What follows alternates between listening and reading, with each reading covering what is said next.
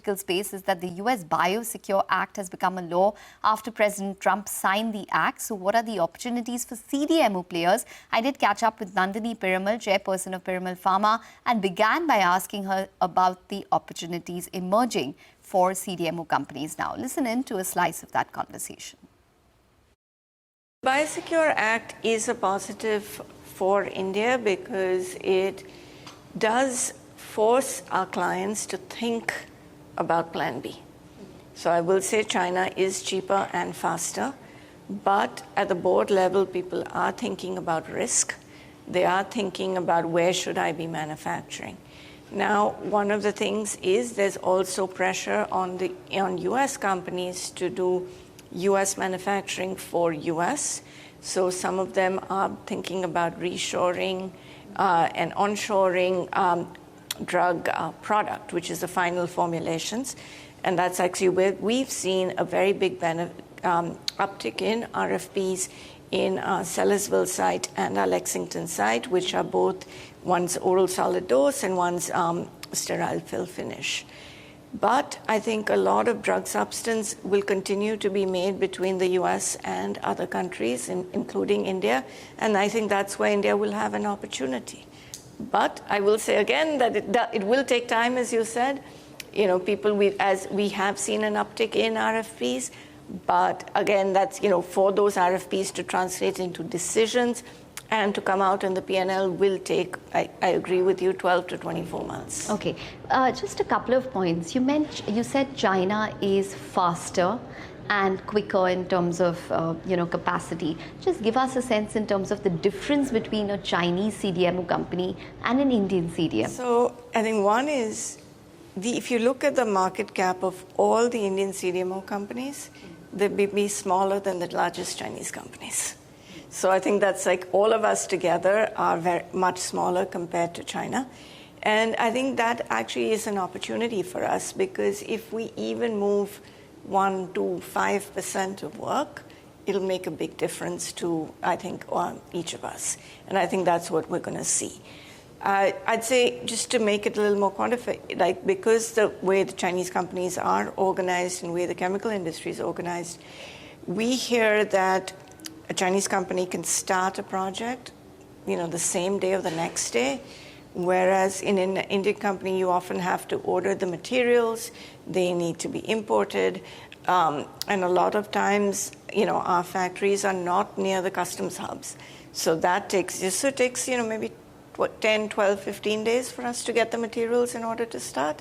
So I think that's just one example of just a difference. Okay, so a Chinese company can probably start a project soon enough, maybe in a couple of hours as compared to an Indian company, which will take a couple of days. But like you mentioned, there is an opportunity here. Estimates are that the Indian CDMO market is around $7 billion. We have around 4% share. China is obviously double of that at this point. How much do you think we can grow to in terms of a size for the CDMO space? Some estimates are, say, 20 billion by 2030. I think there's a lot of opportunity. I think it will be, having the flexibility that we have to move product between the US as well as India and the UK, I think makes a really big difference. So, for example, we had a client, it does things in oncology, and we make the starting materials here and then the final finished product in the US because that's kind of what the client wanted. Or we've got another client who's making, the US for US things in Sellersville, and then the rest of the world they're doing out of India. So I think, again, that's a really big opportunity for us, and and that's the kind of things that I'm excited about. Okay. So, for example, if a Chinese the BioSecure Act is going to possibly name some Chinese companies. Eventually, how important is it in terms of the names that they're going to take? So I think, the BioSecure Act, in a way, will be more impactful if it names some of the larger Chinese companies. If they name some of the smaller Chinese companies, that may not change the game. Okay, so the larger Chinese companies need to possibly be in the act for us to get that tangible opportunity into India. I think just one would hope. Okay. The other thing that you did mention is that, the capacity.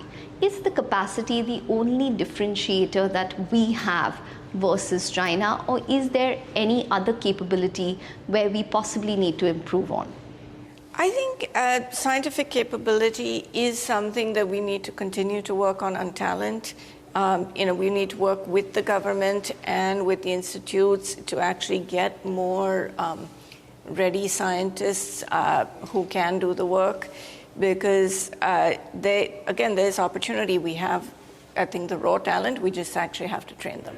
Okay, all right. For Piramal Pharma in particular, give us a sense in terms of the incremental opportunity you probably see. How much have RFPs or requests for proposals increased, say, in the past 24 months because of the possibility of a BioSecure Act? I will say that the first 9 months of the year, there was a lot more uncertainty, and there was what you would call a biotech slump in the US, which is the funding for biotechs was low. I think after August, I think that's improved, and therefore since then we've seen more biotechs get funding, both through IPOs, acquisitions, and new funding, and that's led to an increase in RFPs. But it's too early for them to make decisions, because once you get the RFP, you respond. People do take 3 to 6 months to decide. So we've seen an uptick, but I think it's too early to say for decisions.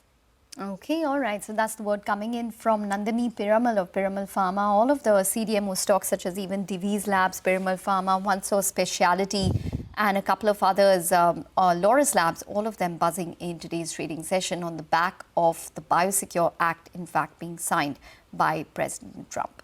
We'll take a short break, but up next, we'll connect with the management of Aeroflex Industries as the company plans capacity expansion and nod for fundraise. Stay tuned.